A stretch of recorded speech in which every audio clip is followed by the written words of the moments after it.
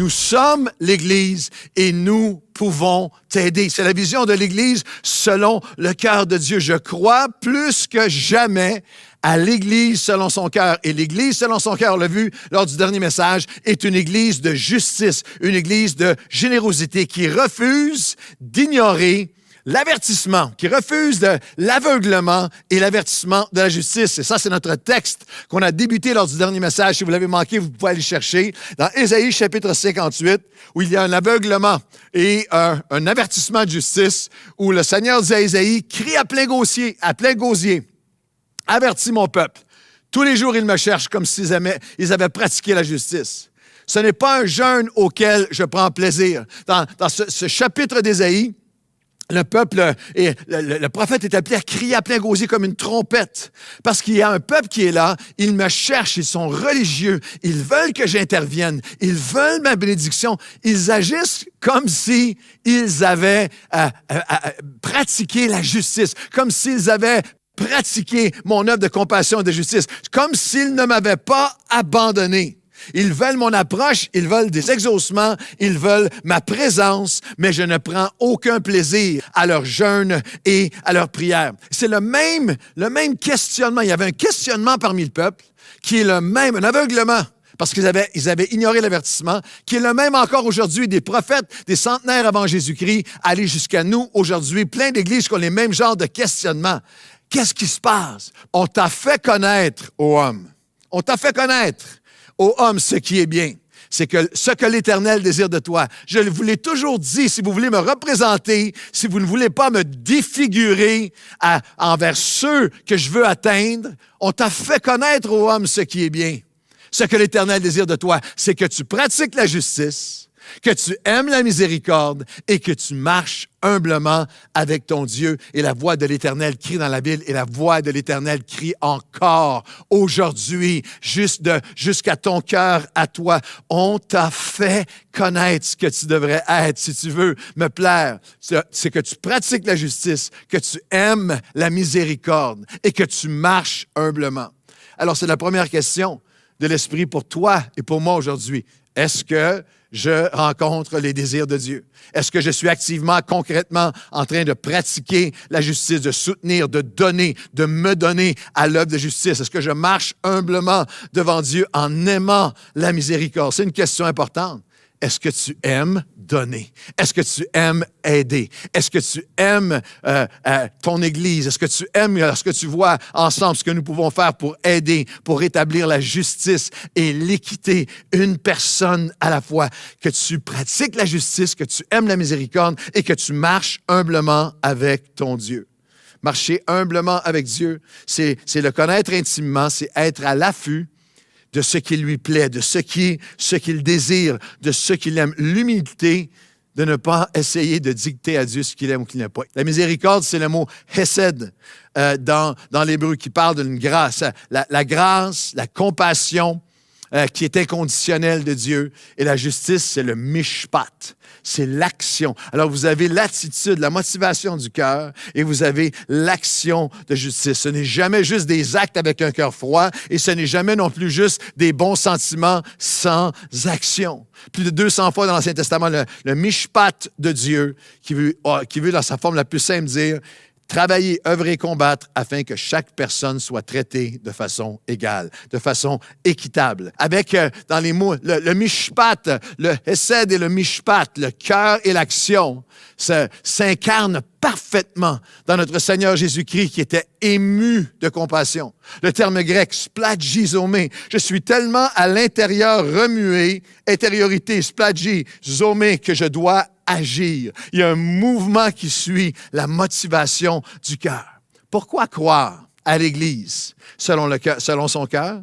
Parce que l'Église, selon son cœur, est une Église de justice, une Église de générosité, une Église d'engagement spirituel et social. Dans Ésaïe 58, les versets 6 à 10, Dieu a dit, j'ai mis clair là, ce à quoi je ne prends pas plaisir.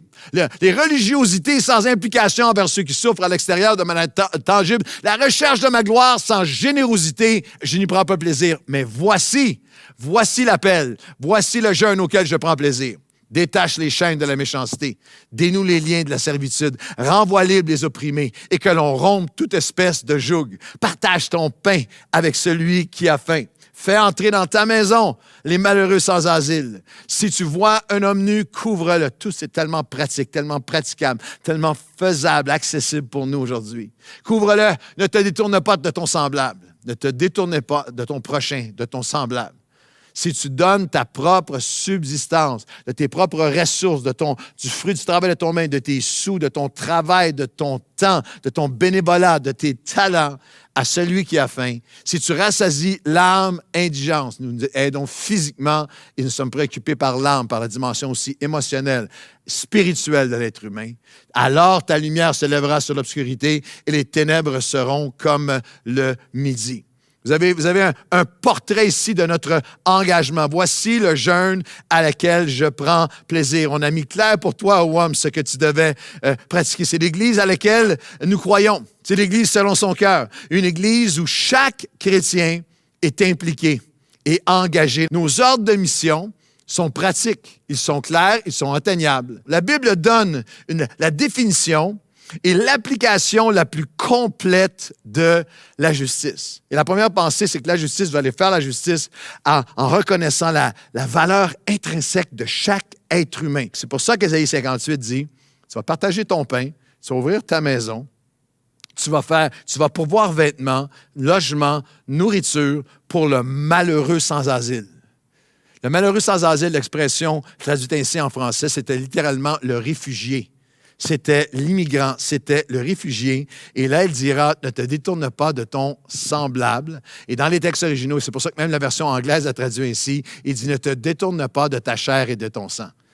La pensée de Dieu, c'est que le croyant qui est investi de cette mission de justice veut traiter également. Je veux traiter les personnes les plus loin de moi, l'étranger, le réfugié, la personne culturellement, religieusement ou autre, le plus loin de moi, comme ma propre famille. La vision de justice de la Bible, c'est une dynamique d'équité et de valorisation, mais plus que ça, c'est une implication ou une dynamique d'engagement envers les plus vulnérables. Dieu dit non seulement vous allez consacrer votre vie, chacun avec sa portion, avec sa capacité, à créer l'égalité, à traiter les gens également, mais plus que ça, les plus vulnérables vont avoir droit à encore plus de votre attention. Voici la vision, voici comment Dieu voudrait que son peuple soit vu dans votre village, dans votre ville, dans votre famille, ensemble, dans notre nation du Québec et dans les nations. Dans Job, chapitre 29, Job dit ceci, « L'oreille qui m'entendait me disait heureux. L'œil qui me voyait me rendait témoignage. Les gens étaient heureux de me voir arriver, étaient heureux de m'entendre. Pourquoi? Parce que je sauvais le pauvre qui implorait du secours. L'orphelin qui manquait d'appui. Les remerciements du malheureux venaient sur moi. Les malheureux disaient, « Seigneur, bénis cet homme-là, il a été tellement bon envers nous. » Je me revêtais de la justice. Je lui servais de vêtements. J'étais l'œil de l'aveugle, le pied du boiteux. J'étais le père des misérables. J'examinais la cause de l'inconnu. Je brisais la mâchoire de l'injustice. J'arrachais de ses dents la proie. C'est une affaire de combat, ce combat-là de Dieu pour renverser l'injustice, pour donner justice et devient ton combat. Il comptait sur moi comme de la pluie.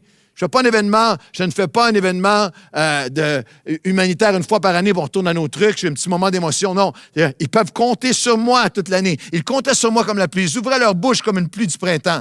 Ce n'est pas seulement des choses physiques, il y a tout un soutien. Je leur souriais quand ils perdaient courage.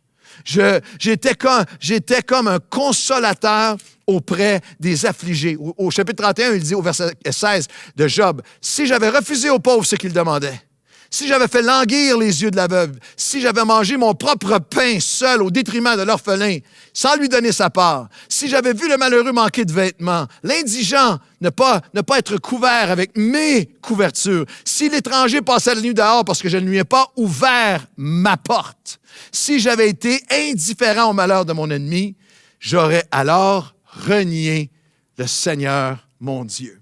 J'aurais alors renié même le Seigneur mon Dieu. Si tu donnes de ta propre subsistance à celui qui a faim, tu rassasies l'âme indigente, les besoins physiques, les besoins spirituels. Ta lumière se lèvera sur l'obscurité. Les ténèbres seront comme le midi. L'Éternel sera toujours ton guide. Il rassasiera ton âme dans les lieux arides et il redonnera de la vigueur à tes membres. La suite, tu seras comme un jardin arrosé, comme une source dont les eaux ne tarissent pas. On t'appellera réparateur de brèches, celui qui restaure les chemins, celui qui rend le pays habitable. Celui qui rend, littéralement, va rendre le pays habitable. Ésaïe dit, lorsque tu vois, ne te détourne pas. Lorsque tu donnes, lorsque tu partages ton pain, tes ressources, ton cœur, ta passion envers ceux qui souffrent, tu verras ma main t'ouvrir le ciel. Tu diras, Seigneur, et je dirai, me voici. Je te guérirai, je te protégerai, je te conduirai, je te dirigerai.